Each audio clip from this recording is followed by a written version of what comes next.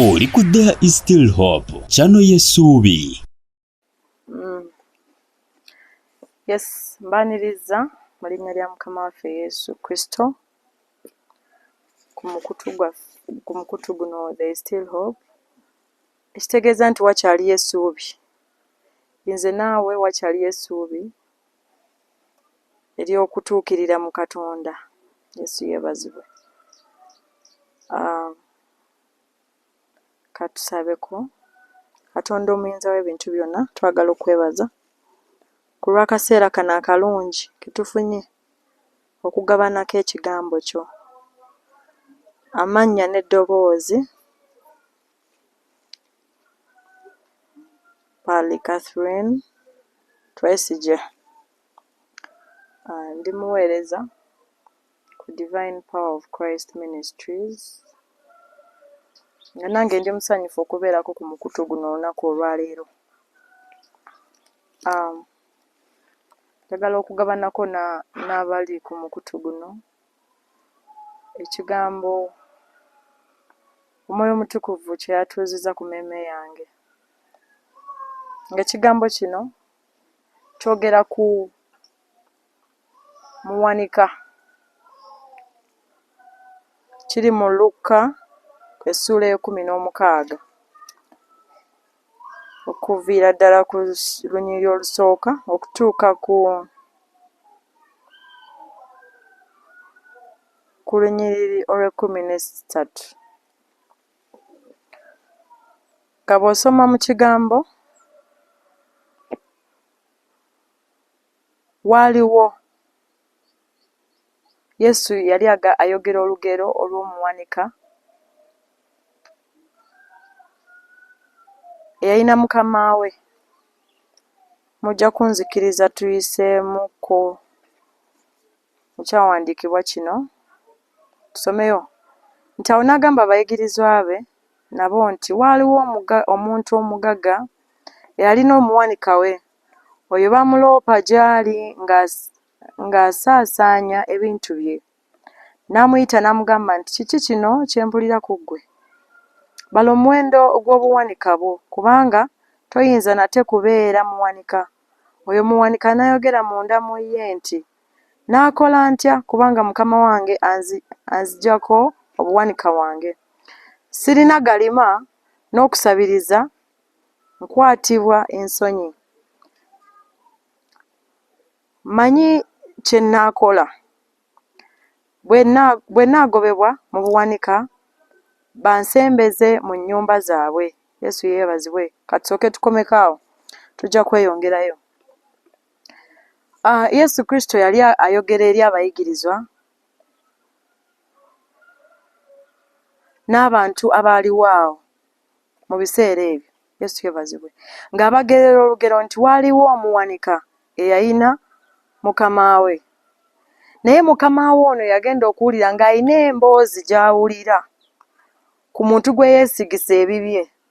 Kitegeeza nti emboozi eyo yali erimu obutali bulambulukufu. Ku olw'engeri gye yamubuuza mu lunyiriri olw'10 nti n'amuyita n'amugamba nti kiki kino kye mpulira ku ggwe? Kitegeeza nti waaliwo bye yali awulira naye nga si birungi. N'asaba omuwanika oyo nti olina okumpa embalirira y'obuwanika bwo. Omuwanika ono bwe yayogera munda mu ye era nga ggwe nange bwe tusobola okwogera munda mu ffe, n'agamba nti ntegedde ekyokukola. N'asala amagezi ye agaali gamuyisaawo. Yesu yeebazibwe. Nti yatunuulira nti waliwo obulamu obuliwo singa aba avudde ku mulimu guno ogw'obuwanika. Ne yeebuuza nti obulamu buno ŋŋenda kububeeramu ntya? Yesu yeebazibwe. Nti n'abaako by'alowooza munda mu ye ebyali bigenda omumusobozesa okuyita mu bulamu buno ng'avudde mu buwanika. Mukama yeebazibwe. Nga ggwe era bw'olina okwerowoozaako nti bwe nva muno mu nsi nga ŋŋenda kuwambalirira ki mu maaso ga Mukama waffe Yesu. Mukama yeebazibwe. Kristo yali ategeeza ekibiina n'abayigirizwa nti waliwo obulamu obuliwo nga byonna biwedde ng'ovudde mu nsi muno nga nvudde mu nsi muno waliwo obulamu era waliwo n'okuwembalirira ey'ebyo ebyanneesigisa oba ggwe owooluganda munnange ebyakwesigisa bye baakwesigisa. Yesu yeebazibwe. Omuwanika ono ye agamba atya nti ekisooka sisobola kulima, ekyokubiri sisobola kusabiriza nti okuswala. N'asalaasala amagezi okubaako ky'akola asobole okubeera mu bulamu obwo bwali bugenda okuddako nga avudde mu bwa manager oba mu bw'obuwanika. Yesu yeebazibwe. Agamba bw'ati mu nnyiriri olwokutaano, n'ayita buli alina ebbanja lya mukama we n'amugamba ow'olubereberye nti mukama wange akubanja ki? N'agamba nti ebigera by'amafuta 100. N'amugamba nti twala ebbaluwa yo otuule mangu owandiike 50. Ate n'agamba omulala nti naawe obanjibwa ki? N'amugamba nti emitwalo egy'eŋŋaano 100. N'amugamba nti twala ebbaluwa yo owandiike 80. Awo mukama we n'atendereza oyo omuwanika omulyaza amaanyi kubanga akoze by'amagezi, kubanga abaana b'ebiro bino bagezigezi mu mirembe gyabwe okusinga abaana b'omusana. Yeebazibwe Yesu. Tulaba omuwanika ono ng'akutte abuuza mukama we be yali abanja nti gwe bakubanja mmeka? Nti amafuta ebigera 100. Nti genda owandiika 5. Yesu yeebazibwe. Nga mu nsi galabikanga amagezi naye nga mu Katonda si geggo. Mukama yeebazibwe. Tulaba nga Kristo Yesu ategeeza abayigirizwa nti abaana b'omulembe guno bagezigezi mu mulembe gwabwe n'okusinga abaana ab'ekitangaala. Ayogera ku nze naawe omulokole.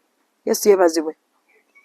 Mukama yeebazibwe. Nti yakwata n'amanya nti mu mbeera eno gye ŋŋenda okutandika, mu bulamu buno bwe ŋŋenda okutandika obw'okubeera nga sikyali muwanika w'omugagga gundi, kitegeeza nti wagenda kubeerawo okusoomoozebwa, kitegeeza nti wagenda kubeerawo n'okubulwa ekyokulya.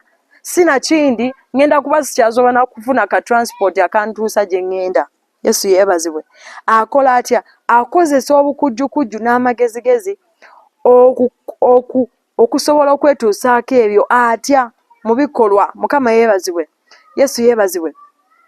Kye yakola akozesa obukujjukujju okusobola okufuna ekyo ng'avudde ku mulimu guno ogw'obuwanika asobole okufuna ekyo obulamu bwe buleme kulabika nnyo nga obwaggwamu. Yesu yeebazibwe. Nti yamanya nti bwe nkwata gwe babadde babanja emitwalo 80 ne mugamba nti leeta emitwalo 40, kitegeeza nti omuntu ono agenda kusanyuka.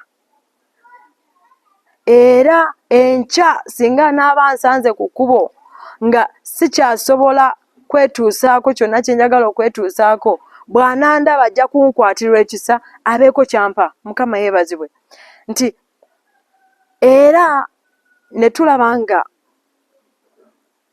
akozesa engeri eyo ku baali babanjibwa bonna. Mukama we n'amutenda obugezigezi kubanga yakola ekikolwa ekyali tekisuubirwa.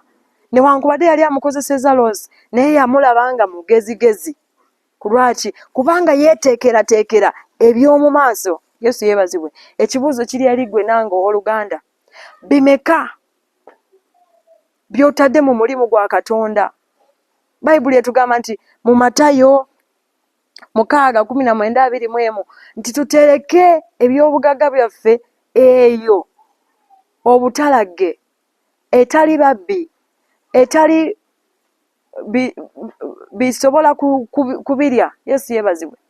Nti tulina okutereka eby'obugagga bwaffe mu kifo eky'omuwendo. Mukama yeebazibwe. Ng'ebyobugagga ebyaffe tulina kubitereka mu ggulu ojja kumbuuza mbikwate mbikasuke mu bbanga. Ndi wano kuddamu ekibuuzo ekyo. Yesu yeebazibwe. Tubitereka bwe tuti. Mukama yeebazibwe. Ebyobugagga byaffe tubitereka nga tukola omulimu gwa Katonda, nga tuyimirira nga tusapootinga omulimu gwa Katonda, nga tukwata ebyaffe ne tusobola okuyimirira mu mulimu gwa Katonda mu kubuulira enjiri. Yesu yeebazibwe. Njagala weebuuze owooluganda olunaku olwaleero. Weebuuze ekibuuzo nti bukyanga ndokoka. Kale katugambe luli wali tomanyi nti wali tonalokoka. Weebuuze nti bimeka oba ssente mmeka z'otadde mu mulimu gwa Katonda. Yesu yeebazibwe. Weebuuze nti obutebe buno Yesu tujja mu kanisa ne tutuula. Osangayo obutebe. Osanga basiimuddeyo. Osanga byonna bikoleddwa.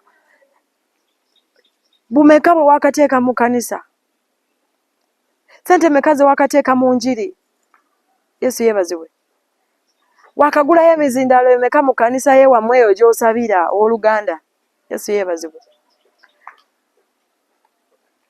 Bye bibuuzo ng'ebyo bye tulina okwebuuza. Bantu bameka abaganyiddwa ku ssente zo? Bameka b'oyambyeko?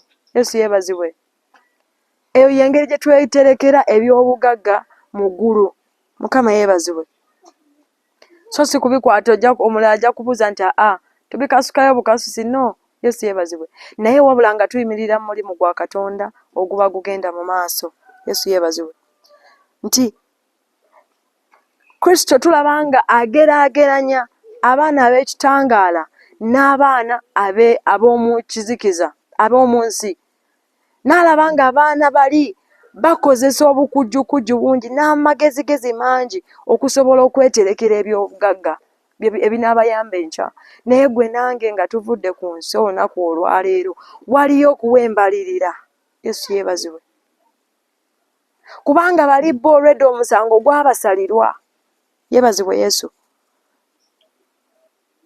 So bwe tutunulira channel yaffe eno nti there is still hope, wakyaliwo essuubi. Leero nze naawe tukyalina omukisa ogw'okukyusa entegeera yaffe. Tukyalina omukisa ogw'okukyusa okukola kwaffe n'engeri gye tubadde tuweerezaamu Katonda. Yeebazibwe Yesu. Obudde tebugenze nti tekikeereye. Osobola okusalawo leero n'otandika bupya n'ogamba nti Mukama olunaku olwaleero okusinziira ku kigambo kino ekibuuliddwa kinkutteko nnyo. Nange ntandika okusimba omukono gwange mu mulimu gwo mu ngeri y'okuwaayo mu mulimu gwo. Yesu yeebazibwe. Crusade meka gwe balangirira crusade ku kanisa ye wammwe eyo? Oba nange nga bwe bagirangirira gye nsabira? Yesu yeebazibwe. Ssente mmeka oba muceere gwenkana ki gw'owaddeyo, oba kawunga oba bijanjaalo? Yesu yeebazibwe. Ku lw'omulimu ogugenda maaso. Kanisa mmeka ezigenzeeko ettaffaali lyo owooluganda? Mukama yeebazibwe. That is kyekyo kyali kyogerwako mu Matayo 6:19 nti tutereke eby'obugagga bwaffe eyo ewataliibwa nnyenje. Mukama yeebazibwe. Era tulaba ku lunyolo lw'omwenda nga Kristo agamba n'abagamba nti mwekwanirenga emikwano mu mamona atali mutuukirivu, bw'aliggwaawo babasembeze mu weema ziri ezitaggwaawo. Ab'omwesigwa ku kitono ennyo ne ku kinene aba mwesigwa, era aba omulyazaamaanyi ku kitono ennyo ne ku kinene aba mulyazaamaanyi. Kale bwe mutaabenga beesigwa ku mamona atali mutuukirivu, ani alibateresa obugagga obw'amazima? Yesu yeebazibwe. Bw'obanga mu butuufu tosobodde ku katono ako k'ofuna k'olaba nga katono kalinga akatakumala okubeera omwesigwa, anaasinziira atya Katonda okukwesigisa ekinene owooluganda? Yesu yeebazibwe. ako koolaba olaba nga kalinga akatakumala. Mukama yeebazibwe. Naye ng'ate osobodde okubeerawo era ng'otugamba nti weetuli olw'ekisa kya Katonda, Yesu afuga era akola. Yesu yeebazibwe. Naye nga toyinzizza kuteeka mu mulimu gwa Katonda. Yesu yeebazibwe. Abamu olumu twekwaza nti kaakati ate nze ngenda kukola ntya. No. Mukama yeebazibwe. N'okugula obuguzi data bando egenda oku-uploadinga videos ku channel jo followinga. That is an investment. Nakwo kuteeka mu mulimu gwa Katonda. Yesu yeebazibwe.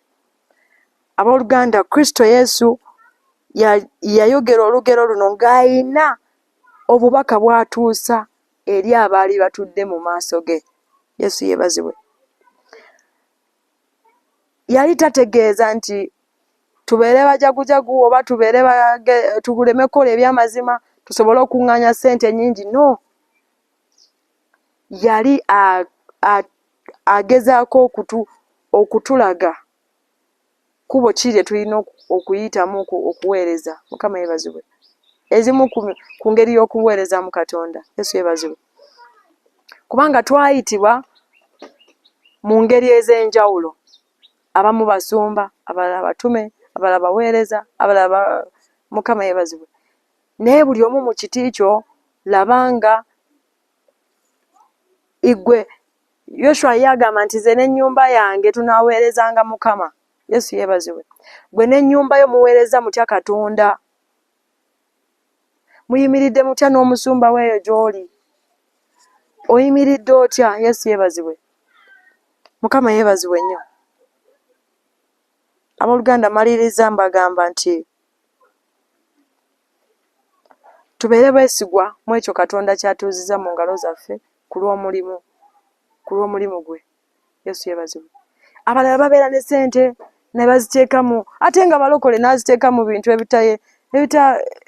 ebitalina makulu. Yesu yeebazibwe. Si na ssente zokka, obudde bwo obumala otya? Obumala oli ku TikTok, obumala oli ku YouTube, abalala babumala balaba bya buseegu, abalala babumala mu bintu ebitalina makulu. Yesu yeebazibwe. Naye teeberezaamu singa okwata obudde bwo n'okwata ssente zo n'oteeka mu mulimu gwa Katonda. Yesu yeebazibwe. Mirundi emeka gy'otwalayo kaakadde n'obuulira ku njiri? Mulirwanaawo oyo n'omubuulira ku kigambo kya Katonda, n'omubuulira ku bulungi bwa Kristo. Yesu yeebazibwe. Abooluganda, maliriza mbagamba nti okuweereza Katonda kwewaayo. Kubanga eno ensi gye tulimu temuliimu mirembe paka nga tugenze wa Mukama waffe Yesu. Bayibuli egamba nti tuli mu nsi naye tetuli ba nsi. Mukama bampeera omukisa. Kaakano njagala bw'oba oli eyo nga tweyatulanga Kristo Yesu ng'omulokozi wo, njagala oyogera ebigambo bino. Gamba nti, ayi Yesu, olwaleero njatula, nzikiriza n'omutima gwange era ne njatula n'akamwa kange okuweebwa obulokozi. Mugambe nti sangula amannya gange mu kitabo ky'okufa, ogawandiike mu kitabo ky'obulamu. Era olwaleero ndokose. Weebale nnyo okwetwalira Yesu Kristo ng'omulokozi wo. Weebale nnyo. Teri kya muwendo, teri kusalawo kusinga okwo kw'okoze olunaku lwaleero.